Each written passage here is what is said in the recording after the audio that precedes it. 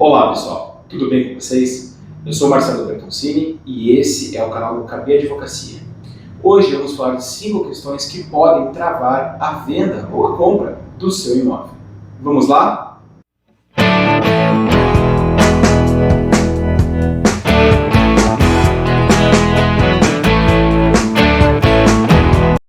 Bom pessoal, então como eu mencionei, hoje a gente vai tratar de 5 questões que podem travar a venda do seu imóvel, ou então a compra, se você for o comprador. Bom, antes de mais nada, é importante a gente conversar um pouco sobre como que a gente sabe encontrar, ou aonde encontrar, os problemas que podem ter o imóvel, que podem acabar travando ali a compra e venda. Tá? Nunca se esqueçam, pessoal, trator de venda, trator de compra de imóvel é fundamental, obrigatório que você pegue a matrícula atualizada do imóvel.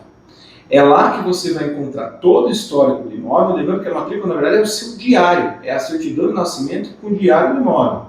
É onde você vai ter todas as informações necessárias para compreender se aquele imóvel é mesmo da pessoa que está vendendo ou não, se a pessoa que está vendendo é ou não maior de idade, se aquele negócio, de repente, não está envolvendo financiamento bancário, pretérito. Então, tudo isso é visto na matrícula do imóvel, principalmente. Tá? Mas existem outras coisas, outras nuances de todas essas coisas que se podem encontrar na matrícula que você precisa saber. Bom, quais são essas 5 questões que eu vou falar nesse vídeo? A primeira delas, e eu vou apresentar uma a uma, é referente a quem é o proprietário. Ou seja, eu quero falar aqui sobre os casos em que o proprietário do imóvel é menor de 18 anos. Sabemos que o menor de 18 anos no Brasil, ele não pode contrair obrigações, né? E lógico, a gente compreende obrigações aqui como obrigações de valor relevante, alto valor, mas tá compreendendo de imóvel uma delas, né? Não a compra de um ticket de ônibus ou de um lanche na cantina, mas sim a questão de uma compra e venda de imóvel.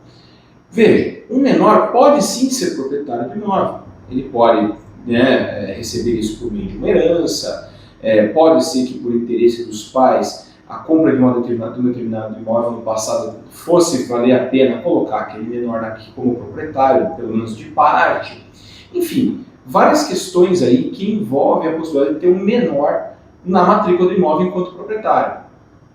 Vejam só, como que a gente soluciona isso? Veja, o fato de ter um menor como um proprietário do imóvel, de parcela do imóvel, implica na necessidade de ele estar acompanhado quando ele vai fazer essa venda. Porque, em tese, pela lei, ele não teria a capacidade para exercer plenamente os atos da vida civil, como, por exemplo, a compra e venda do imóvel. Então, vejam só, como é que é o caso aqui? Se o menor tiver até 16 anos, ok? Ele precisa estar representado, ou seja, quem vai assinar por ele o negócio não é ele ou ela, e sim o adulto responsável, os pais, avós, enfim, quem tem a guarda, né, a tutela sobre aquele menor. No que diz respeito a quem tem entre 16 e 18 anos, esse menor ele terá que ser assistido, ou seja, até pode assinar. Acontece que o responsável ou os responsáveis também terão que assinar conjuntamente. Isso para que o ato que está sendo celebrado, o contrato, tenha validade. Em que sentido? Se o menor for menor de 16 anos e não estiver representado, este negócio é nulo. Ele sequer existe. Então ele não pode só ter os efeitos que acaba tendo uma compra e venda normal, que nem de adultos. Se tiver entre 16 e 18, e não tiver assistido, esse negócio pode ser anulado. E quem que vai verificar tudo isso? Bom, pessoal, quem vai verificar é o cartório que vai fazer a escritura de compra e venda do imóvel. Vai solicitar os documentos dos vendedores e dos compradores, vai verificar a existência de um menor, e isso vai ter que ser solucionado lá no cartório, mediante representação, então a assistência daquele menor. Então veja, isso quer significar o quê? Tem menor envolvido, pessoal? Atentem-se a essas questões da assistência ou da representação. Por quê? Para que o negócio seja feito com segurança, ou seja, de forma que não venha no futuro a gerar um prejuízo para você, comprador. Ok? Nesse caso, é importante avaliar os documentos ali da compra e venda. Documentos do menor, a matrícula do imóvel, que na matrícula vai constar se ele for menor ou não, e assim por diante. Tá?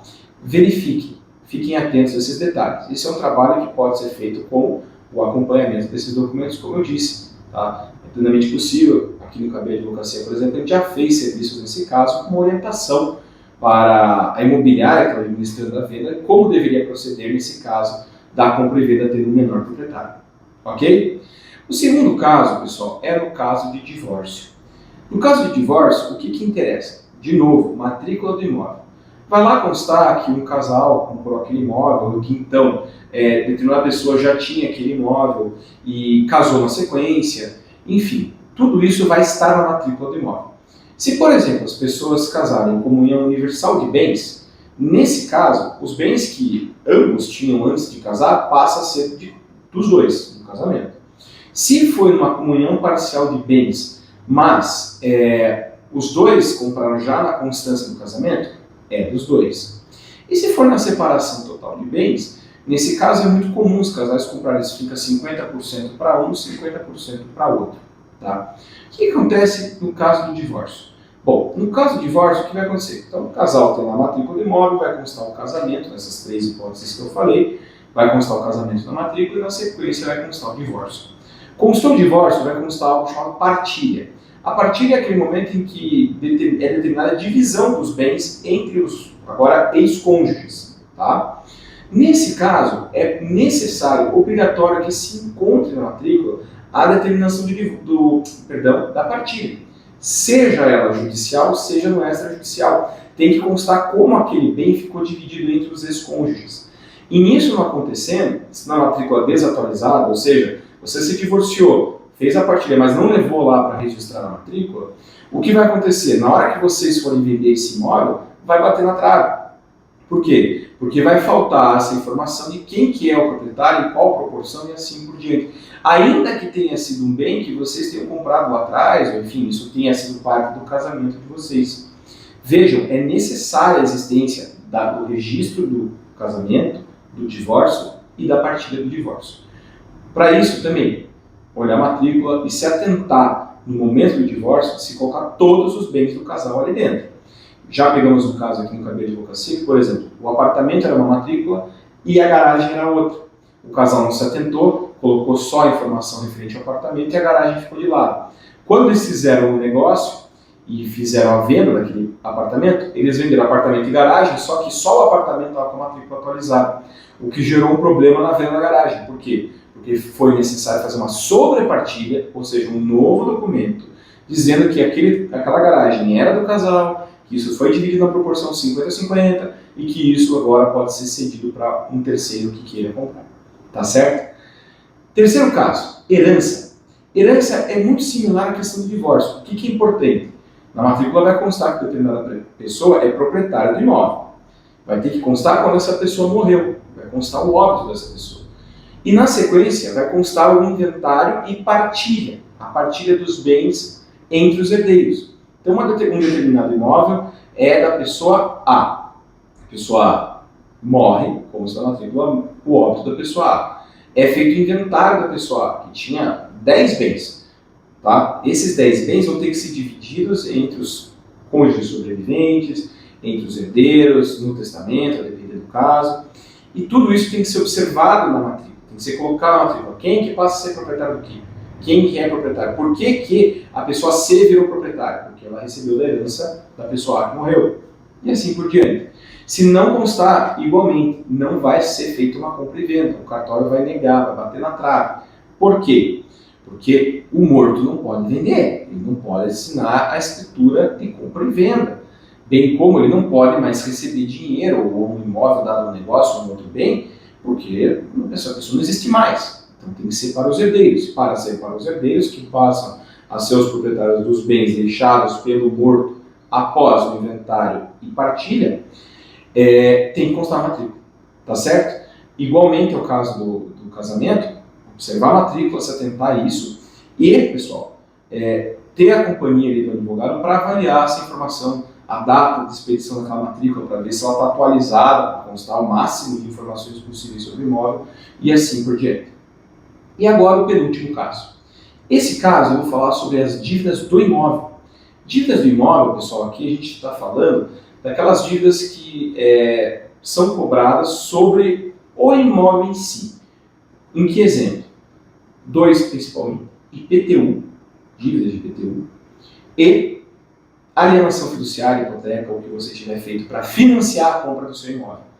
Então, o que acontece? Foi comprar o imóvel, além de ver a matrícula, tem que pedir a certidão negativa de IPTU, para ver se não tem dívida de IPTU em aberto, porque a prefeitura pode cobrar essa dívida de IPTU, inclusive querendo e chamando o imóvel para pagar essa dívida, ou seja, penhorando o imóvel.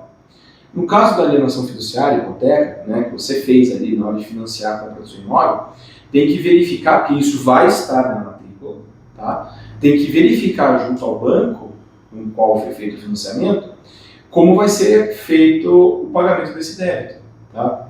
Muitas pessoas, por exemplo, vendem o imóvel porque não conseguem mais pagar o financiamento. Então, no acerto da compra e venda do imóvel já fica ali acertado, por exemplo, o pagamento do financiamento para o banco, tá? Então, pessoal, se atentem a isso. IPTU tem que ter a certidão negativa de IPTU, não dispensem isso. E no que diz respeito ao financiamento, já verificou na matrícula, pega a matrícula atualizada. Se não constou que foi cancelada aquela alienação fiduciária, aquela hipoteca sobre o imóvel, quer dizer que a dívida está em aberto e aí você não consegue fazer a compra e venda sem, aliás, você até consegue, mas sem a segurança necessária para que você não vá ser cobrado no futuro por aquela dívida. Então, exija do seu vendedor a informação de que foi quitado de forma precisa, inclusive averbando e registrando isso na matrícula, ou então que o valor do negócio que está sendo feito, parte dele vá para o pagamento do financiamento. E por último, se for o caso, você quiser, vale a pena dar de juros, enfim, o que for, assumir aquele financiamento aí a verificação com o banco da transferência das obrigações ali do empréstimo, tá bom? Por fim, dívidas do proprietário. Pessoal, essas são as mais comuns. Dívida do proprietário diz respeito à ação judicial de execução, cumprimento de sentença, assunção de dívida em cartório. Veja, tudo isso tem que ser observado. Solicite, nesse caso, a matrícula, pode ser que conste a existência de um processo de execução com a penhora do imóvel. Mas é importante pedir as certidões do vendedor nos cartórios civis e criminais, porque daí nisso você vai ter a informação completa se o cara tem processo contra ele ou não. E vejam, isso é um dado importante. Analise, e por isso tenho a companhia de uma assessoria jurídica, essas ações que eventualmente existem. Porque às vezes acontece de não ter, tem lá a penhora do imóvel na matrícula, só que só não foi informado que já foi pago e o processo já foi extinto, só não está averbado na matrícula, menos mal. Se existem processos contra o vendedor, analise os processos, verifique se é execução, se não é, se é cumprimento de sentença, se não é, se já está quitado, se não está, porque tudo isso implica, tá, na possibilidade de se fazer um negócio ou não, mesmo existindo essas ações, ok? Pessoal, então, essa era a proposta do vídeo de hoje. Aqui no Cabia Advocacia a gente trabalhou com essas questões, como eu dei os exemplos, tá? O acompanhamento jurídico é fundamental para que o seu negócio tenha segurança. Faça isso de forma atenta, analisando os documentos, se exigindo o documento, não dispensem esses documentos e certidões, matrículas, enfim, que eu falei para vocês. Faça o seu negócio com segurança.